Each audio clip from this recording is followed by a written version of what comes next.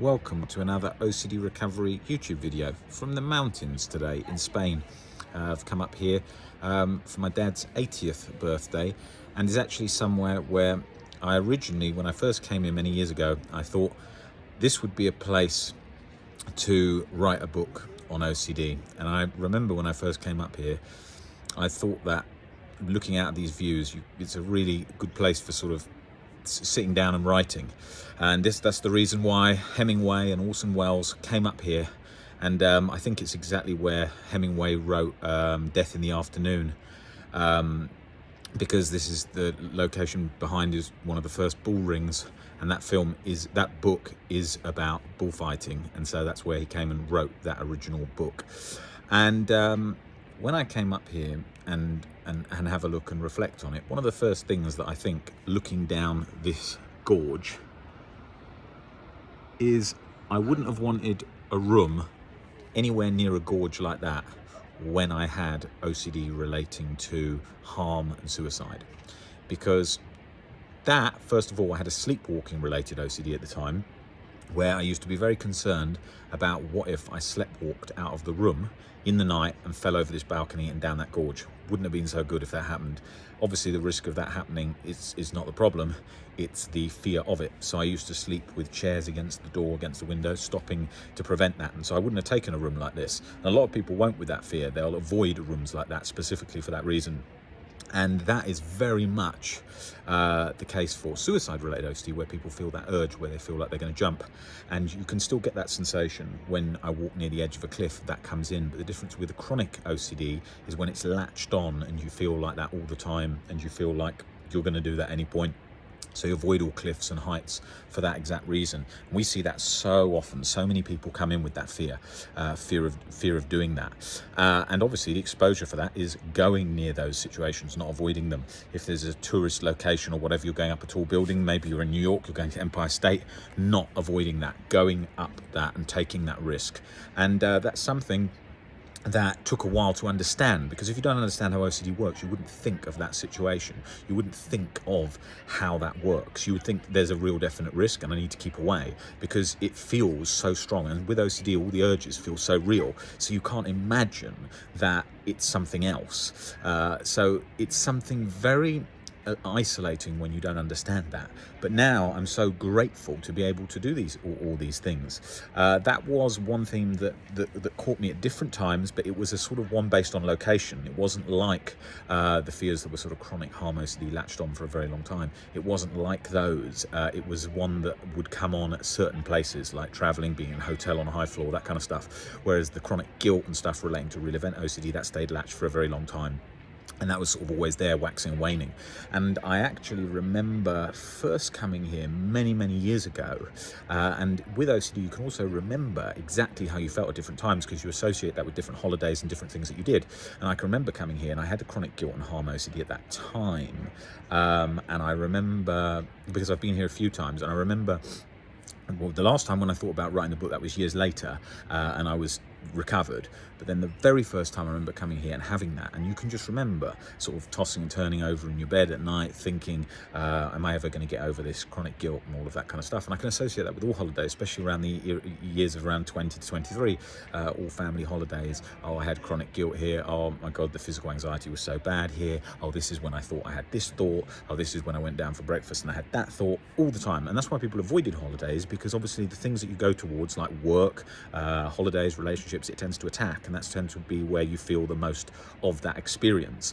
And so that is very much what a lot of my life was like in the past. When I look back and I recount on those experiences, they were sort of dosed with chronic guilt and anxiety, sort of that cortisol soup simmering away in the background all the time. And now it's like we often think when we get to the end to recovery, it's going to be some like paradise-like state, but it isn't some paradise-like state. It's just freedom. It's just the freedom, internal peace as a baseline state. And so that's very much the position I'm in now. Now, that's not like some heaven that you get to the end and it's like, oh my God, everything comes back. You can still enjoy life. And I still very much enjoyed those experiences, even with OCD. I can still remember those moments and still enjoying so much of that. But now it's different. Now it's free. I'm very present. I don't have that chronic lingering guilt that's sort of hammering away, churning turning over your stomach. I don't have that anymore. So I'm very grateful for that. And also the situational based, like I was saying here, there's no fears relating to that. You don't have, it changes, your whole perspective of how you live changes, your whole reality changes. And that took a long time to be in that position. And like I said, all those holidays in the past, all those experiences, every dinner, every problem, fear of allergies, fear of physical anxiety, and until you've got it, until you're in a chronic OCD, you don't understand what that feels like if you don't have it. You'd think, oh, it's just over worrying, especially as you see by so many social media stars that don't understand OCD. Oh, it's just worrying, oh, they don't have it in other countries. And yes, they do. They have OCD in all countries.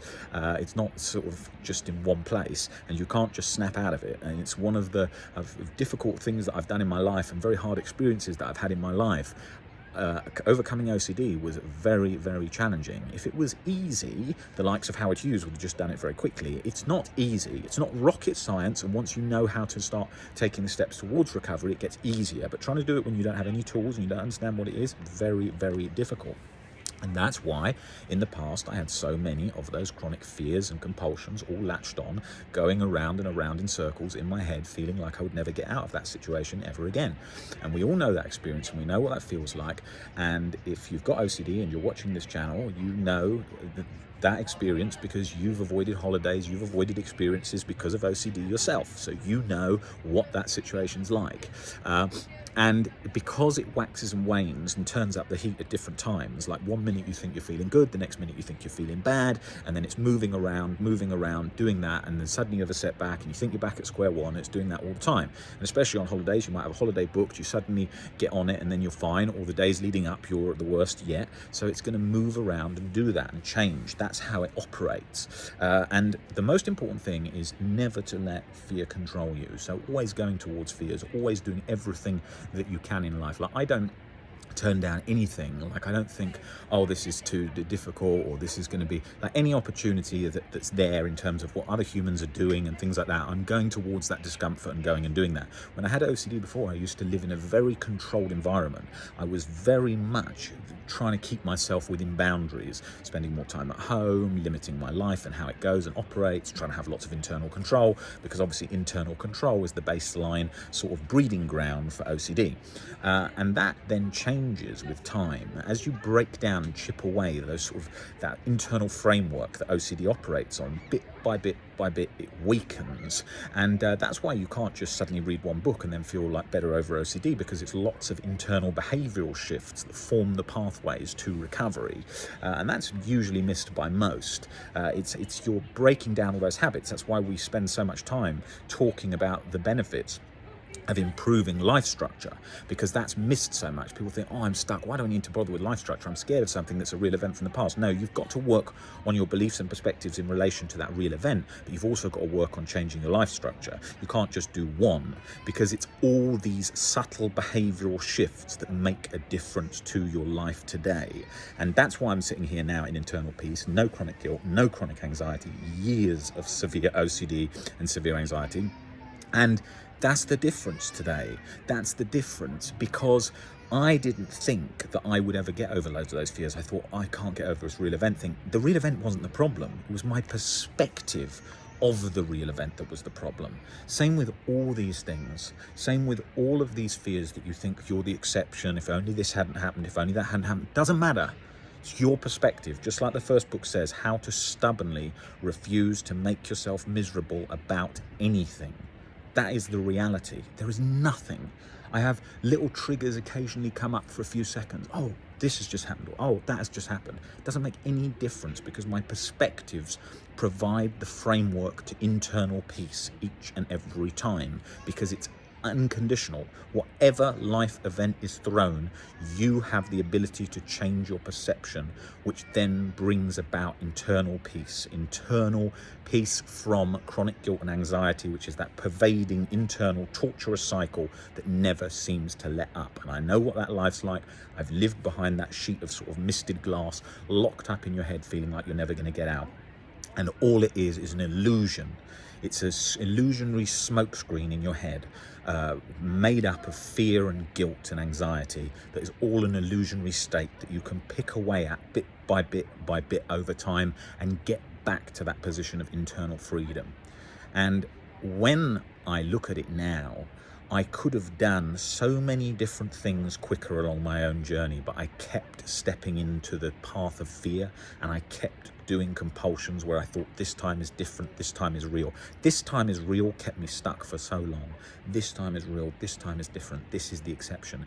Instead of working through the plan, breaking things down, not going down the old OCD cycle, if only this hadn't happened, because it's always going to do that. That's its best trick. So always remember that lesson there, because that will be one of the game changers in the speed of recovery, because you'll be aware of that it doesn't matter what has happened, no matter what real event, no matter how much you think you're the exception, it's your perspective in the now that makes all the difference to your internal state, and you will get there. And I wish you all the best of luck in 2023, if I don't come on here and do a video before then. And I wish you all the best of luck with your recovery journey, and I'm sure you will all get there. Just with practice, persistence and time, you can do it. There is hope.